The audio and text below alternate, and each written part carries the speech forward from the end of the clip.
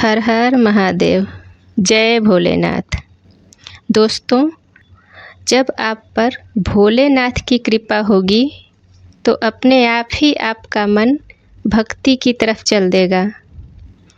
और जब स्वयं भोलेनाथ नहीं चाहेंगे तब तक कोई भी उनकी भक्ति नहीं कर सकता। अगर आपके मन में ऐसा आ रहा है कि मैं भोलेनाथ की भक्ति करूं, पूजा करूं, आराधना करूं, भजन करूं, तो ये संकेत है कि महादेव की कृपा आप पर होना शुरू हो गया। और जब भगवान किसी पे प्रसन्न होते हैं तो सबसे पहले वो उसे स्वप्न में ही दर्शन देते हैं। अगर आपको सपनों में कभी मंदिर दिखे या शिवलिंग दिखाई दे तो आप समझ जाना कि आपके लिए भक्ति का मार्ग खुल गया है।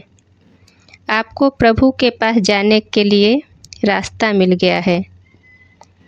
किसी किसी को सपने में सांप भी दिखाई देते हैं तो आपको डरना नहीं है और अपनी भक्ति, पूजा, भजन का समय और बढ़ा देना है। दोस्तों, एक बात का ध्यान रखिए, अगर भगवान आपको सपने में दर्शन दे रहे हैं तो ये बात आपको किसी को बतानी नहीं है।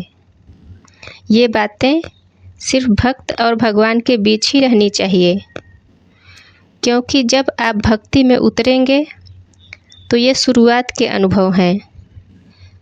इन्हें आप अपने में ही रखिए।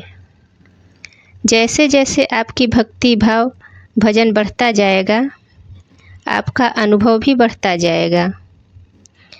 भक्त को इस बात को समझना पड़ता है कि अगर उन्हें इस तरह के सपने आ रहे हैं तो भगवान उनका उद्धार करना चाहते हैं, उन्हें सांसारिक मोह माया से निकालना चाहते हैं। जब भी किसी के मन में भक्ति जागती है तो समझ लीजिए अब आपके सारे पाप कटने वाले हैं।